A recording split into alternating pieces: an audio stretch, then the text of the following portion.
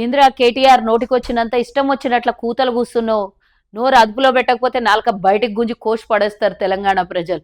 అబ్బో ఏదో సోషల్ మీడియాలో ఫేమస్ అయిపోవాలి, మీడియా అంతా నా చుట్టే తిరగాలి, ఈ రోజు 2 రోజులంతా అంతా హైప్ నేనే కావాలి, రేటింగ్ పెరగాలి అని వెధవేషాలు వేసి ముఖ్యమంత్రి నోటికొచ్చినంత మాట్లాడితే అందరు చూసుకుంటూ కూర్చున్నారు అనుకున్నావు.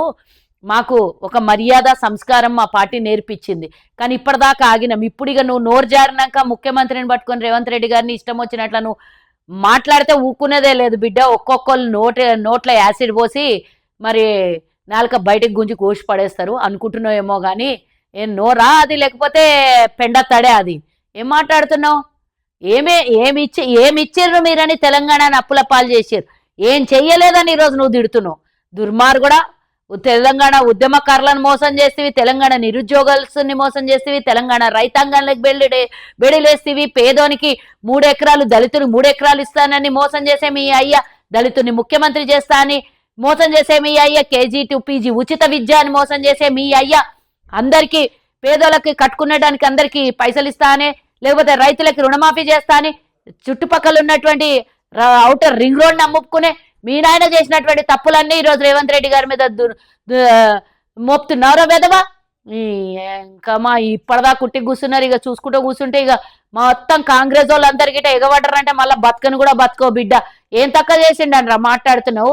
ఈరోజు రైతు రుణమాఫీ చేసినందుకు తిడుతున్నావురా, రైతులకు 500 రూపాయలు బోనస్ ఇచ్చినందుకు తిడుతున్నావురా, ఈరోజు రైతులకు రైతు భరోసా ఇస్తున్నందుకు తిడుతున్నావా, ఈరోజు ఉచితంగా కరెంట్ ఇస్తున్నందుకు తిడుతున్నావా, ఈరోజు ఉచిత బస్సు ఇస్తున్నందుకు తిడుతున్నావా, ఈరోజు 500కి సిలిండర్ ఇస్తున్నందుకు తిడుతున్నావా, లేదా ఈరోజు 74,000 ఉద్యోగాలు ఇస్తున్నందుకు తిడుతున్నావా, లేదా ఈరోజు మహిళలకు అందరికి 1 కోటి మంది మహిళలకు కోటీశ్వరులు చేయాలని కంకణం కట్టుకొని 1 కోటి మంది మహిళల్ని కోటీశ్వరులను చేయడానికి కంకణం పట్టుకున్నందుకు తిడుతున్న వారను ఎందుకు తిడుతున్నారా? ఈరోజు ఇంటిగ్రేటెడ్ విద్యాలయాలు కడుతున్నందుకు తిడుతున్నావా?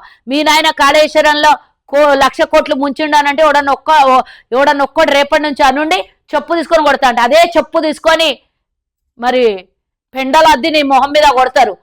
ఎవరికో లంచం ఇచ్చి ఆడికెళ్ళి క్లీన్ చీట్ తెచ్చుకున్నంత మాత్రం తెలంగాణ ప్రజలకు తెలియదా ఏం మోసం చేసినో, ఏం ముంచినో, ఏం తేలినో, ఎంత కడుపులు నింపుకున్నారు? ఆ కడుపులా కాగుల కడుపు పట్టనంత నింపుకున్నారు తెలంగాణ ప్రజల ఏం పాపం చేసిండ్రనరా? తెలంగాణ ప్రజల మీద 8.5 లక్షల కోట్లు అప్పు వేసిండ్రు.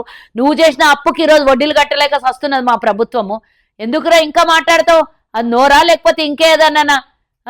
ఏదో ఈలలేసి ఒల్రుండి చెప్పుండి అని చెప్పినంత మాత్రాన రేవంత్ రెడ్డి అయిపోదాం అనుకుంటున్నావు? నీ బతుకుకి ఇంకో 100 జన్మలు ఎత్తిన రేవంత్ రెడ్డి లాగా కాలేవు. రేవంత్ రెడ్డి లాగా ఏదో హైప్ చేసుకుందాం అనుకునేటో ఇంకా దిగిరాలేదు. రేవంత్ రెడ్డి లాగా తెలంగాణలో ఎవరన్నా కావాలనుకుంటే నీకు సిగ్గు శరం ఉంటే క్షమాపణ చెప్పు, లేకపోతే తెలంగాణ కాంగ్రెస్ లీడర్లు తెలంగాణ ప్రజలతో అందరితో చెప్పు దెబ్బలు తినేది గ్యారెంటీ. మీ చెల్లెలు చెప్తున్నది కదరా, దానికి చెప్పు. మీ చెల్లెలే అన్నది కదా 1,80,000 కోట్లు కాళేశ్వరం మీద సర్వనాశనం చేసిన ఆమెకి ఎందుకు అడుగుతలేవు? గీ తిట్లన్నీ ఎందుకు ఆమెకు తిడతలేవు?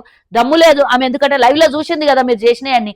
ఆమె కూడా భాగస్వామ్యం ఉందనుకో, అది వేరే కథ. మీరు చేసిన పాపం పైసలలో ఆమెకు కూడా భాగస్వామ్యం కదా. సో ఇట్లాంటివన్నీ పిచ్చి పిచ్చి వేషాలు వేస్తే యాసిడ్ వేసి నిన్ను నీ మాటల్ని నీ బతుకుని అన్నిటిని కడతారు. ఏదో పెద్ద పెద్ద నరుకుని నరికిరు కదా, వరంగల్లో పోయి మీ అయ్య సభ పెడతాడని లాస్ట్కు నువ్వు దిక్కైనా వాడబోయి బూతులు తిట్టడానికి. మీ నాయన ఫామ్ హౌస్కు, నువ్వు ఇంకో ఫామ్ హౌస్కు. ఇవి తప్పించి ఇంకేమున్నాయి మీ బతుకులో? నీ బతుకు చెడ. రేవంత్ రెడ్డిని తిట్టేటంత బతుకారా నీది?